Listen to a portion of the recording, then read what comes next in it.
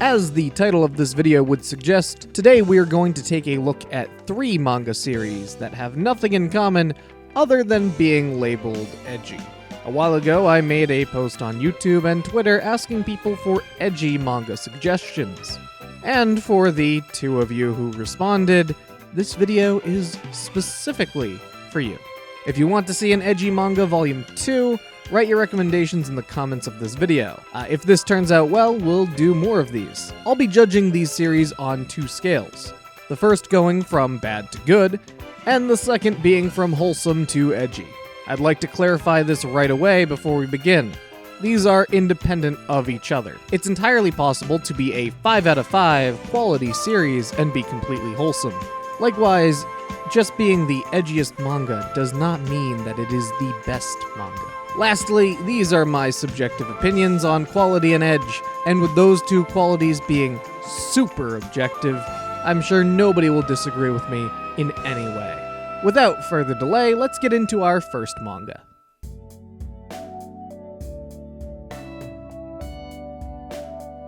Dororo is Osamu Tezuka's forgotten classic. Published from 1967 to 1969, it's probably better known now for its more recent anime adaptation. As Ebort mentioned in this tweet, by the standards of 60s manga, Dororo was edgier. Although it's hardly the most edgy Tezuka manga out there, but maybe we'll get to that another time. The story is not about Dororo, at least not at first. Instead, it is about Hyakimaru. Because of a pact made by his father, Hyakimaru has all of his body parts stolen from him at birth. After being abandoned by his parents, Hyakimaru's adopted father gives him prosthetics, so that he can kill the 48 demons and regain his humanity bit by bit. Dororo tags along to aid Hyakimaru on his quest, and also to get his hands on Hyakimaru's sweet-ass sword.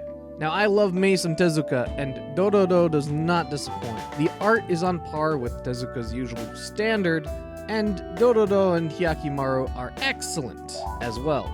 Tezuka gives them so much personality just through their character design that the banter between them becomes the icing on the cake. Speaking of designs, the demons are fantastic. I have a soft spot for 60s and 70s Japanese monster designs, and Dororo is chocked full of them. This is a solid Tezuka manga, however it does come to an abrupt halt. But its ending feels appropriate enough for the series that I think if you enjoyed it up to that point, you won't be disappointed. But we are talking about this in a video about edgy manga, so let's get to the edge. There's plenty of death dealt out by demons, and surprisingly a lot of human-on-human violence given the premise of the series. The manga, being published in the late 60s, was just before we'd see a boom in 70s edge, brought out primarily by authors like Go Nagai. Tezuka, always one step ahead of the curve, gave Dororo much more mature themes that would be echoed in the oncoming decade. Aside from the demon slaying, Dororo touches on subjects ranging from child abandonment to war horrors.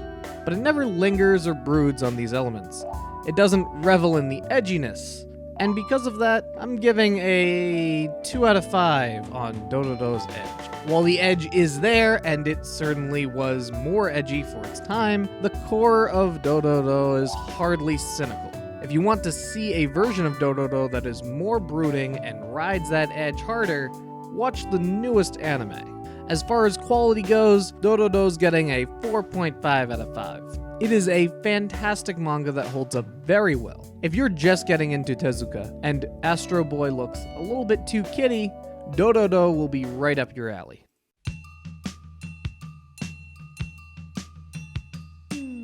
In the not-so-distant future, revenge is legalized, and that means all the paperwork that comes with it. Proxy agencies are set up for people to legally put out a hit on someone, and our main character Kano becomes one of these proxies. This is a manga by Jiro Matsumoto, published in 2001, and this wasn't recommended by anyone. I threw this into the mix to make it a little bit less of a battle between 2 guys in my comments. I was introduced to Jiro Matsumoto with a manga called Keep On Vibrating, a collection of surrealist and pornographic short stories. I had been meaning to read this manga for the longest time, and I use this video as an excuse to do so.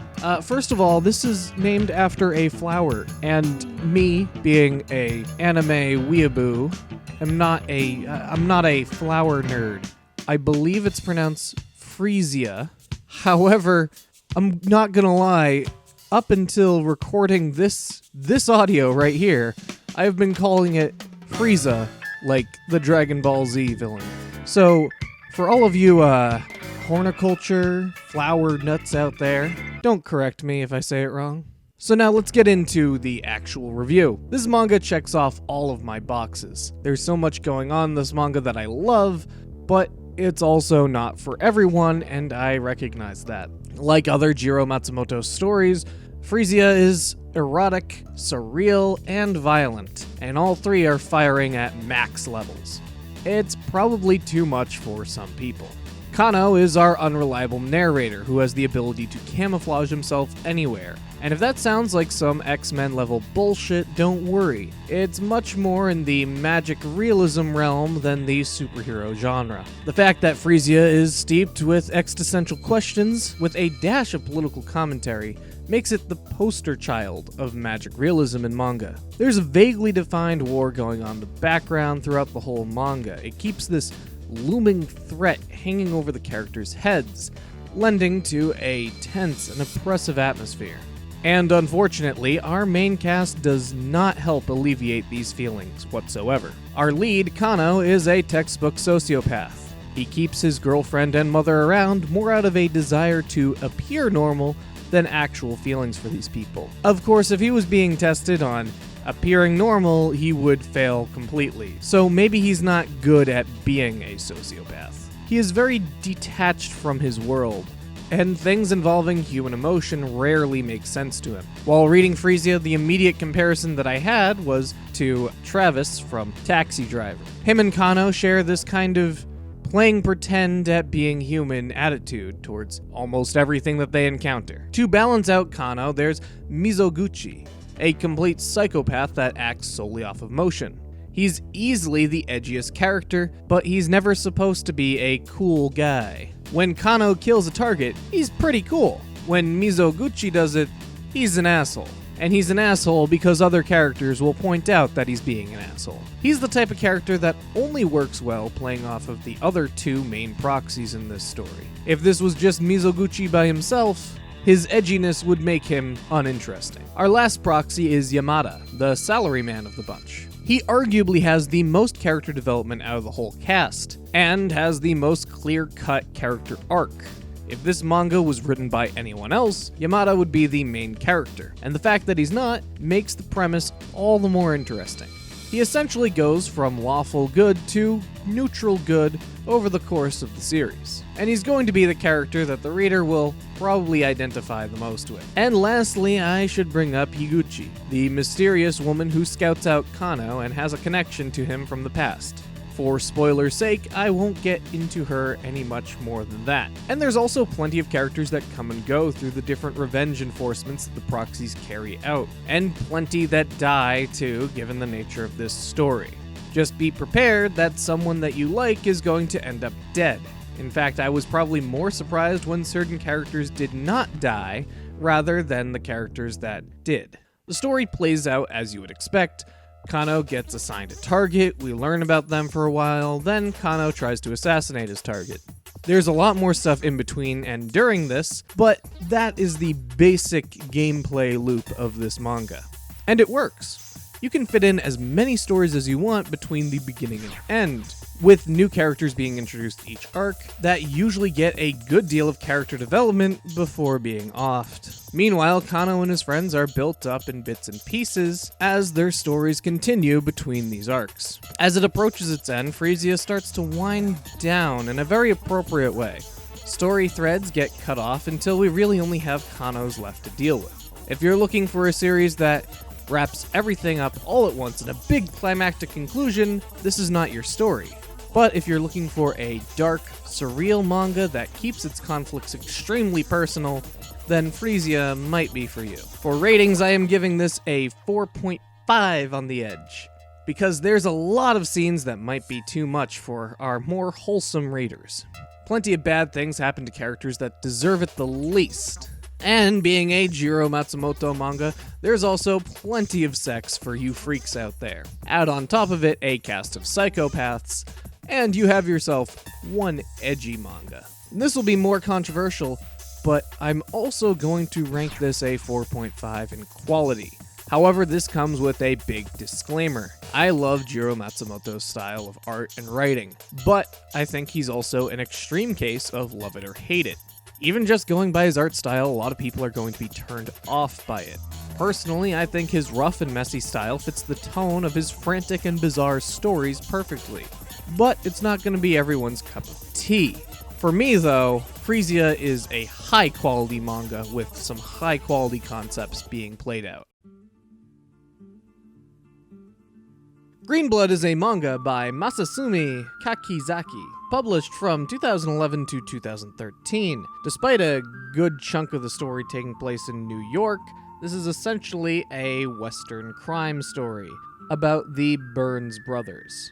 Brad Burns is the badass hitman known as the Grim Reaper, while his other brother, Luke, is blissfully unaware of this. And that's our basic setup as of Chapter 1. I fell in love with this manga from the first page. The art is amazing and the world is gritty. Everything has this realism to it, except when you look up at the characters' anime faces. But I kinda like that. It's a reminder not to take things too seriously. And if you are looking for historical accuracy, you won't find it here. Although grounding itself in New York's 5 Points, a real-life location with real-life gang violence, Brad Burns is a gunblade-toting anime badass. And I, for one, like the absurdity of the whole setup. In the 5 Points, we're introduced to a wide array of characters, and just in case you were worried, we have edgelords as well. Keeping it in one location, notorious for gang violence, helps the story a lot. In fact, the whole manga could have taken place here, and it would have been fine. But it doesn't. And this is where I start to have complaints. When the brothers leave New York, the art takes a noticeable drop. It never gets to be terrible, in fact there's still some fantastic stuff in the later half. But then Kakizaki starts using photos, and it gets a lot worse.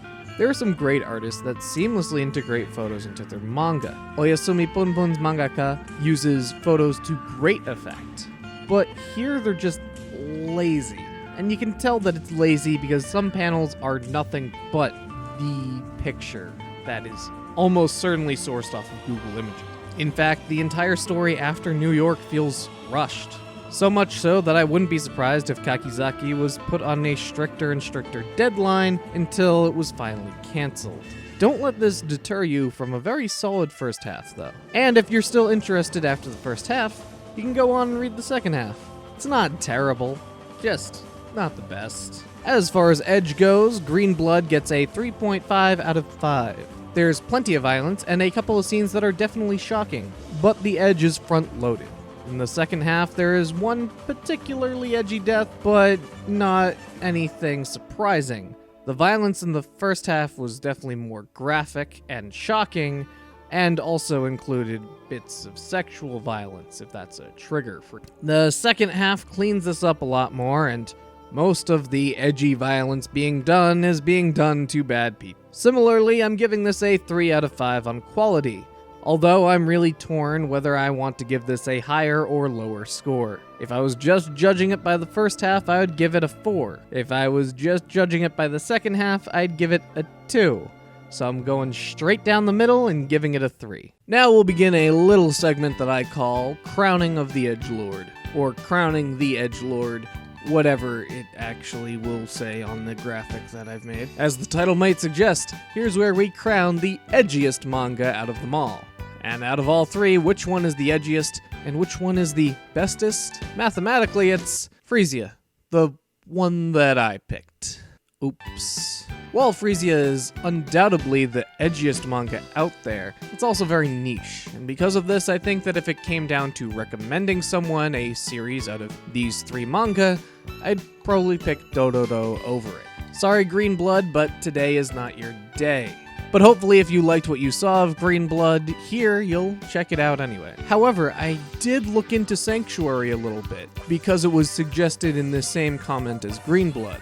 So if there's ever an EDGY Manga Volume 2, that might show up in there.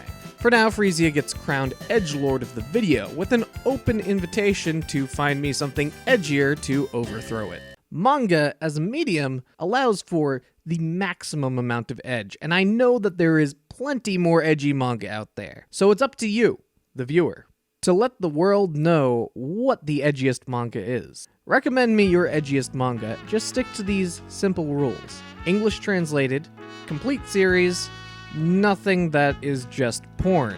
If you're not sure about this, just search for it on any hentai website, and if it shows up there, I probably can't have it on this channel. Post your recommendations in the comments of this YouTube video. If I get enough suggestions, I'll do a volume 2. And if I decide to do a video like this for a different subject, I'll post about it on my Twitter. So go ahead and follow me there if you want to get a suggestion in early. Anyways, that'll be it for now. Please hit that subscribe button, and I'll see you in the next one.